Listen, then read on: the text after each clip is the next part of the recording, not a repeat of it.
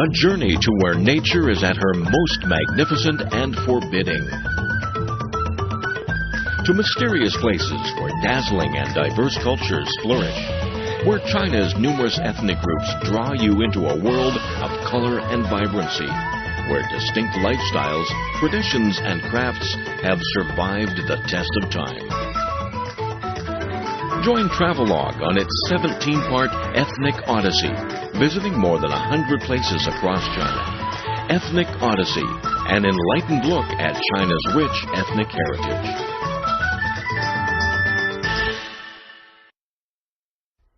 In this episode of Travelogue, I will take you to the ancient land of China, Lijiang of Yunnan Province.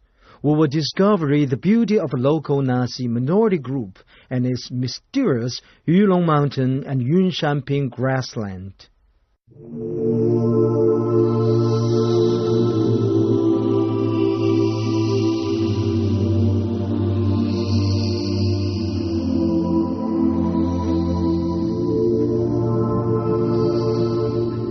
Variety of China's landscape, diversity of its people. Welcome to Travelogue. This is Minority Series, and welcome to the Jade Dragon Snow Mountain.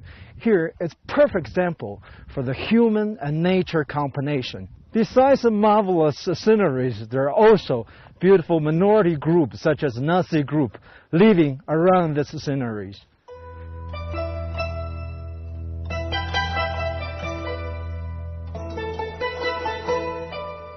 Lijiang nestles at the foot of Yulong Snow Mountain in the northwestern part of Yunnan Province.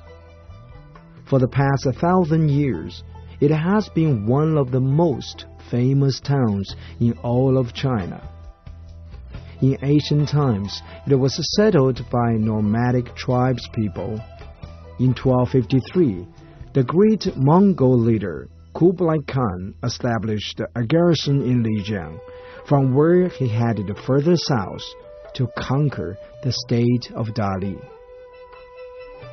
Today, some 180,000 Nasi people are living in the county of Lijiang. They account for almost 60% of the county's total population of 325,000. Of the rest, the majority are ethnic Han, Bai, Zhou, Pumi, and Tibetan. All in all, 12 ethnic groups call Lijiang home. Minority that's non-Han people constitute 83% of the total population.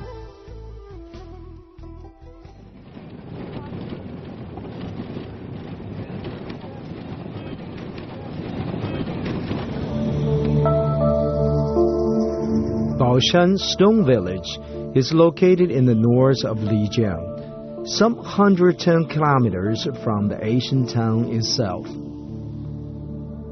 The stone village actually stands on a huge rock beside a river called Jinsha, at an altitude ranging from 1,600 to 4,600 meters. The village is home to around 100 Nasi families who live surrounded by mountains and cliffs. There is only one way into the village from the mountain path, and at the far side, a stone gate shows the way to the Jinsha River. From a distance, the stone village looks like a well-cultivated bonsai tree resting in a ceramic pot. As I get closer, I find the residents are friendly, but there's no distinguishing the strong sense they feel of being independent from the rest of the world.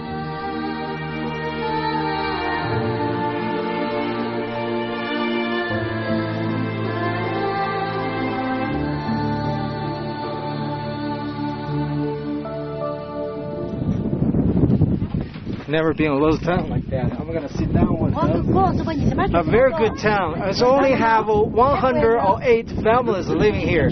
People all recognize me. There's no strangers here. I'm the only one staying here. So everybody is a little shy of a camera. This is the first time in this town to see the camera. Actually, without a camera, everybody very relaxed. They're willing to talk to you, invite you to their homes. It's quite relaxing. But right now, they don't like it.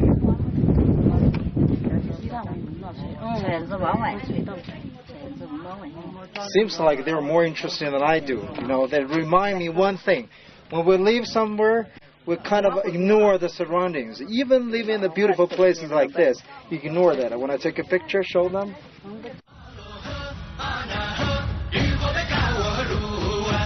As I make my way further into town, a gentleman waves to me. It turns out he wants to show me some of his artwork.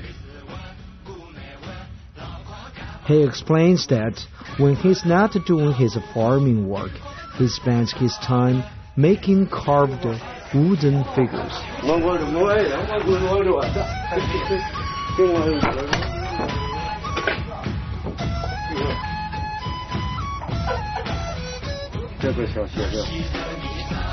Local artist.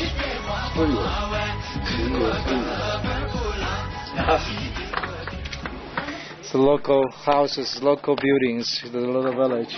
They call that like handshake house style. What that means is somebody, neighbor there, is so close to each other. You can even shake hands. You can touch neighbor's roof, and you can see people walk around here. Very close. Hello.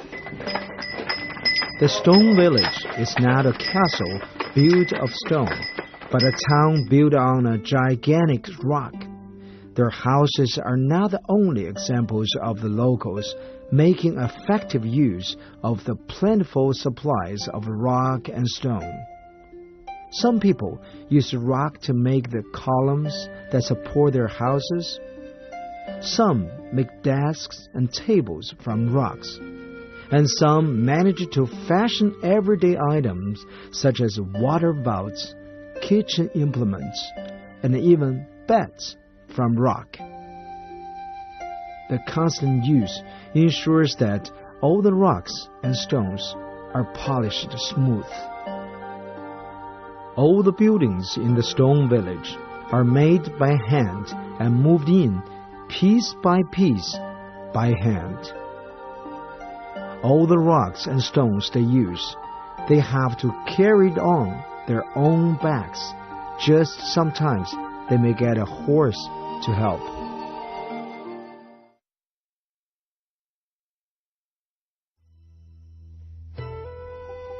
The town of Suhe was built on the mountainside and faces a river. In fact, two rivers pass on each side of, or more accurately, through the village.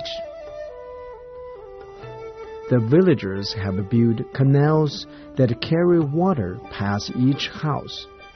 The rivers, canals, and roads form a network that has turned the town into something resembling a honeycomb. The walls of the houses here are built of stone, fetched from the nearby mountains.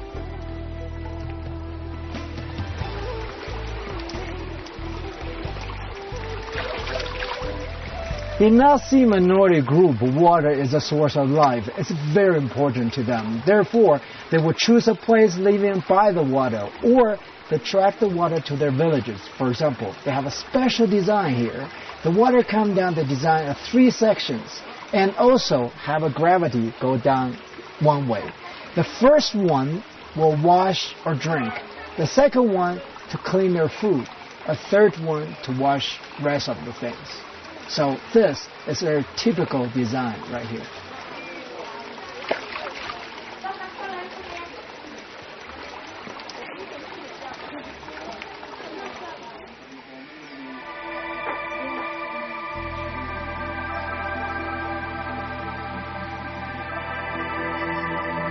Compared to Asian Lijiang, there's something even more natural about the houses here.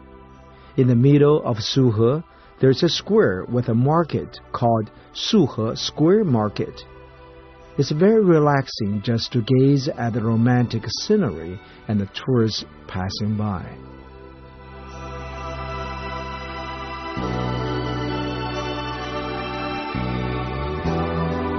The Nasi women living in Lijiang are easy to spot because of the way they dress. Blue, white, and black are their favorite colors. Typically, their costume consists of a loose, white-sleeved gown with a waistcoat on top, chaudas, a pleated apron, and a pair of embroidered shoes shaped like boats. The collar sleeves and the front of their clothes are embroidered with flowers. Often, they also wear a sheepskin stole with 7 round patterns embroidered on it, representing 7 stars that symbolize the remarkable talent and hard-working spirit of Nasi women.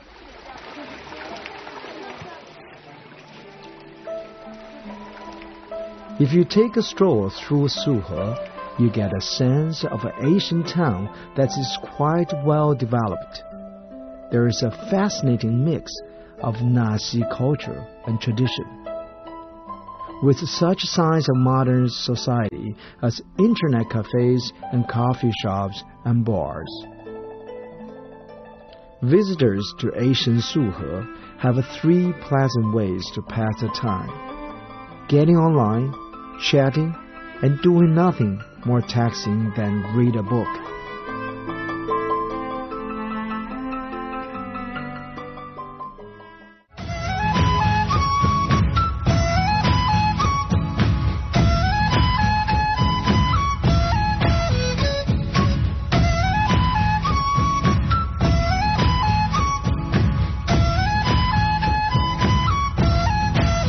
The ancient town of Dayan in Lijiang has a history of over 800 years. A well-known saying, "Each house is built by a stream and surrounded by willows," refers to Dayan. More precisely, the town is sometimes called Suzhou on the plateau. Lijiang's importance as a stop on the tea and horse trail is epitomized by the teeny town of Dayan. Caravans passing along the route would stop in Dayan to rest and replenish their supplies before continuing their long and weary journey. Some travelers would linger. The Tibetan merchants in particular would find it hard to tear themselves away from pleasant climates and the colorful Nasi folk customs and culture. The locals did a good business from the passing traders who came through the town in steady numbers. They built many hotels and its market and started to flourish tourist industry. These merchants-oriented hotels can still be found today in Dayan. 姑娘，这是什么东西？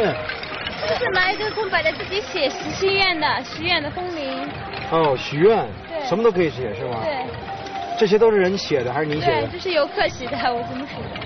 是游客写了挂上。多少钱？挂在包里了，有10块的、20的、25都有。Well, spend very good. Spend like a 10 kwai, 20 kwai. You can get a plaque with a ring, and then you can make a wish. It's a wish plaque, what they call. So all those are people buying this, saying, "Let me check a couple of them." This is a, "Dear, I love you. You're my baby." And here is, "My uncle, I love you. My parents, I love you." All these wishes. Oh, here. Wish you all the best. Oh, this one. Wish you watching Travelogue every day. We love Travelogue host. Ray is the best. No, just kidding. This is all the wish plaque. People come here, the tourists, make a wish. You spend 10 kwai, 20 kwai. That's it. That's it's like hundreds, thousands. Look at that. Look at that. Let me see.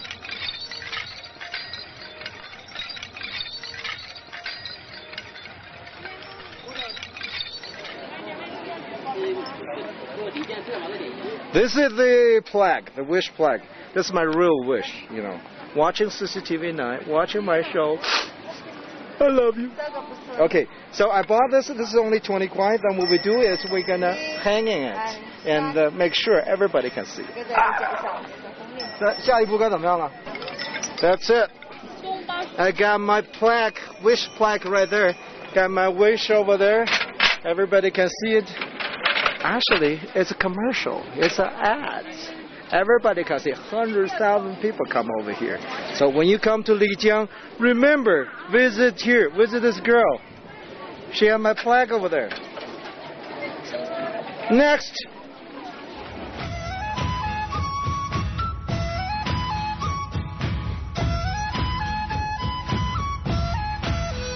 In fact, the ancient town of Lijiang developed from a large Nazi settlement established in Dalian during the Southern Song dynasty, some 8 centuries ago. In December 1986, the State Council designated Lijiang as a national-level site of historical and cultural importance. This is how people are living here. It's very interesting. This is how people live here, how they clean the house.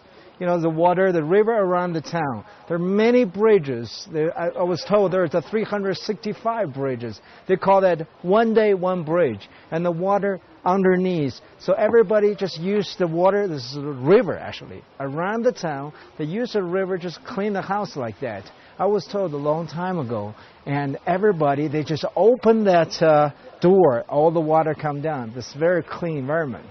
So I'm going to do some work.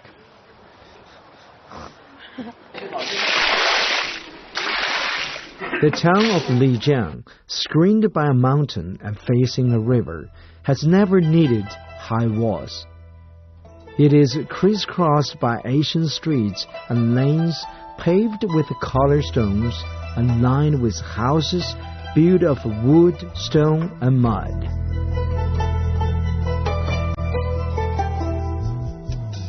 The style is simple and practical, yet nonetheless attractive.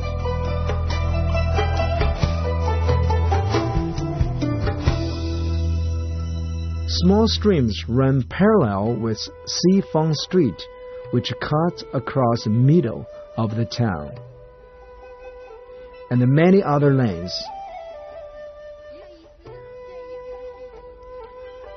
The Dongba script used by the Naxi people has some 1,700 written characters.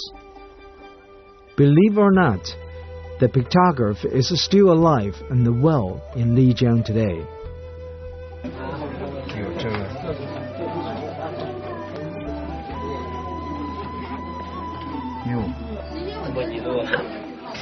We've been talking about the language. We're talking about this, Dongba culture, language, and characters on the, jewelries, on their door, all the decorations. But today, first time I seen this gentleman to write it down. This is how to write it. I mean, lots of people tell me Chinese character is hard. Try this one, very hard. 这个是东巴指法。 OK。漂亮，漂亮，漂亮。拿起来看看吧。Lucas, this is once again. Let me translate. You need to translate. This is my name, and this is I wish. And this is my friend's name, and I wish him happy every day. As you might know, music is a major element in all ethnic groups in China. However, modern music you can find everywhere. For example, even in this Asian town, there's little bars all over. For example, here, I can find even Bob Marley. Reggae music is popular here. But if you really want to listen to ethnic group music like a local, traditional, 400 years ago, I'll show you where to find it. Dongba music, sometimes called Naxi Asian music, comes in 2 principal forms.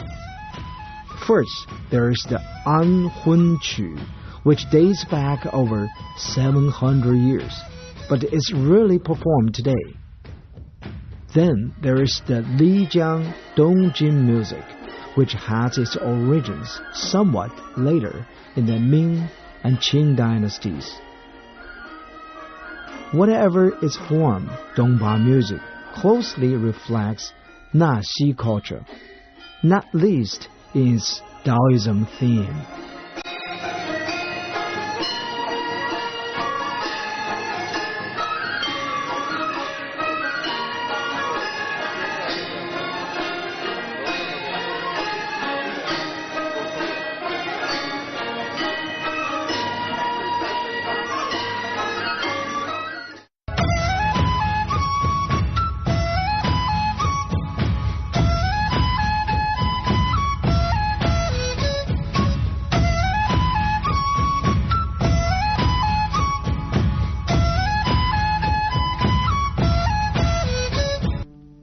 Some 15 kilometers north of the town of Lijiang is a magnificent snow-capped mountain extending for 35 kilometers from north to south.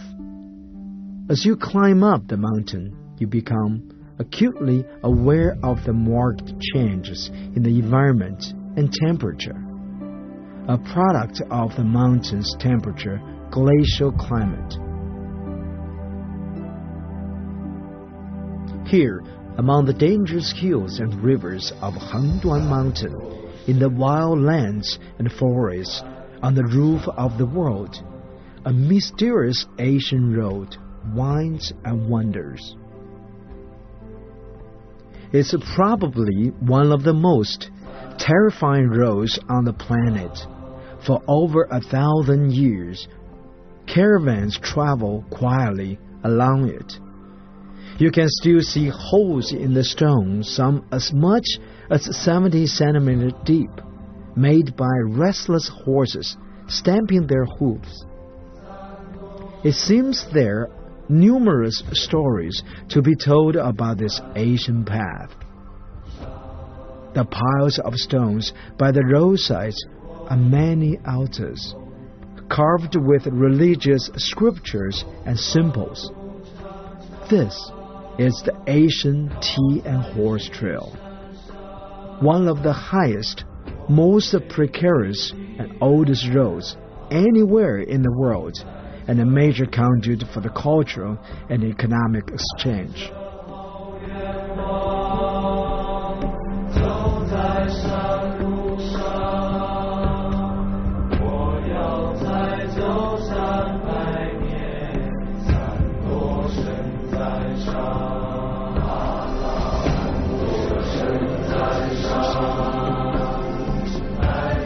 Yunshanping is a large patch of pasture tucked away hidden amongst a virgin spruce forest on the eastern side of the Yulong Snow Mountain. Throughout the ages, the grassland has been seen as the gateway to a mysterious kingdom and a holy land for young lovers. With the development of civilization, fewer people are forced to marry, and this is no longer the spot it once was, where lovers came to be together at all cost. Instead, this place has been turned into a stage where young people from different minority groups perform folk dance and sing their folk songs to welcome visitors. Yunshanping has a small cable car providing access to the grassland area as well.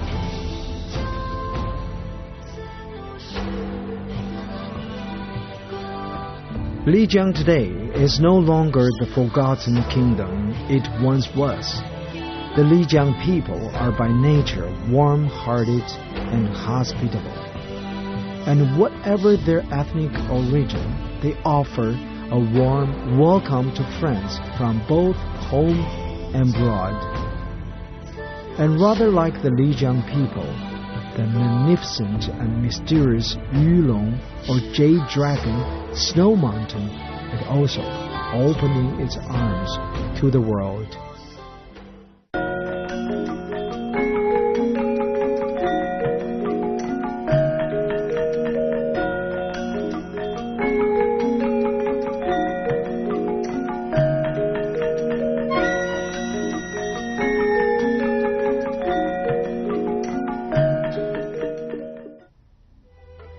Lijiang is an ancient and mysterious land.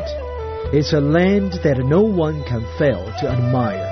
Nature, the great creator, was particularly kind to this Asian land. It's a home of multi-minority groups in China.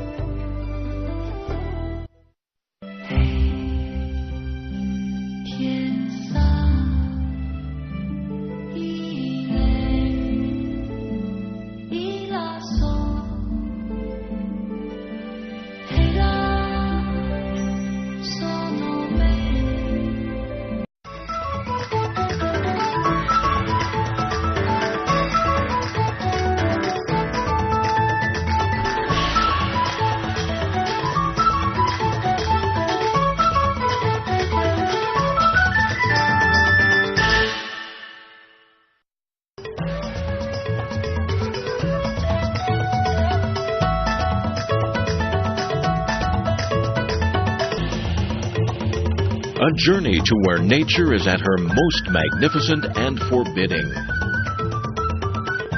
To mysterious places where dazzling and diverse cultures flourish. Where China's numerous ethnic groups draw you into a world of color and vibrancy. Where distinct lifestyles, traditions, and crafts have survived the test of time. Join Travelogue on its 17-part Ethnic Odyssey, visiting more than 100 places across China. Ethnic Odyssey, an enlightened look at China's rich ethnic heritage.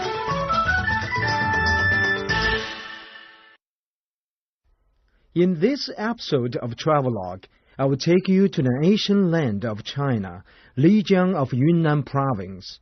We will discover the beauty of a local Nasi minority group and its mysterious Yulong Mountain and Yunshanping grassland.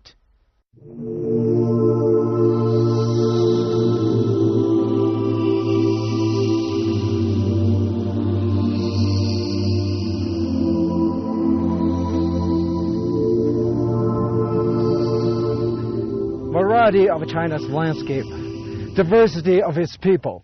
Welcome to Travelogue. This is Minority Series, and welcome to the Jade Dragon Snow Mountain.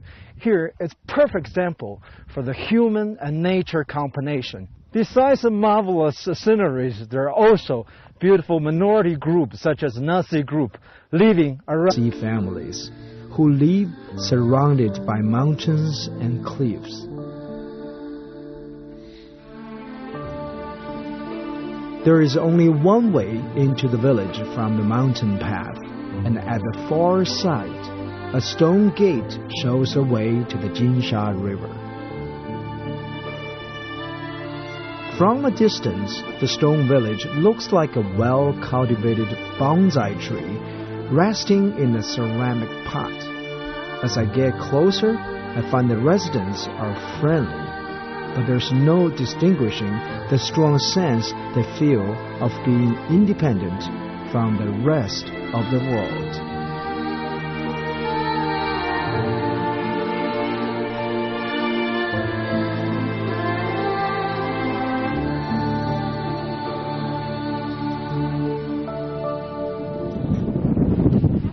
Never been in a little town like that. I'm gonna sit down with around the sceneries.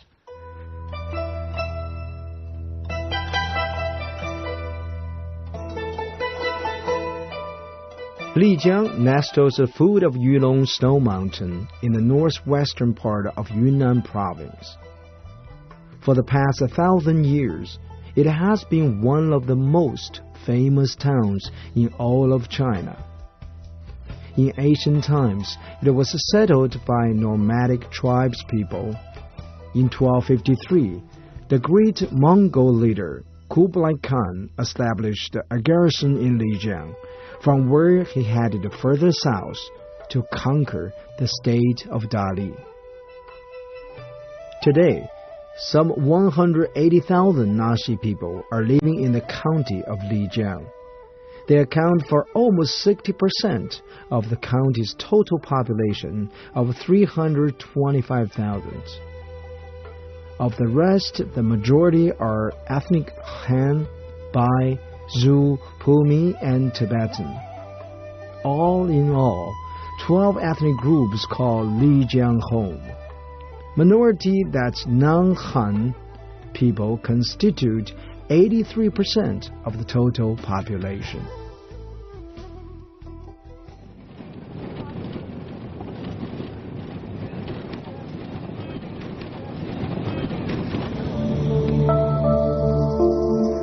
Baoshan Stone Village is located in the north of Lijiang, some 110 kilometers from the ancient town itself. The stone village actually stands on a huge rock beside a river called Jinsha, at an altitude ranging from 1,600 to 4,600 meters. The village is home to around 100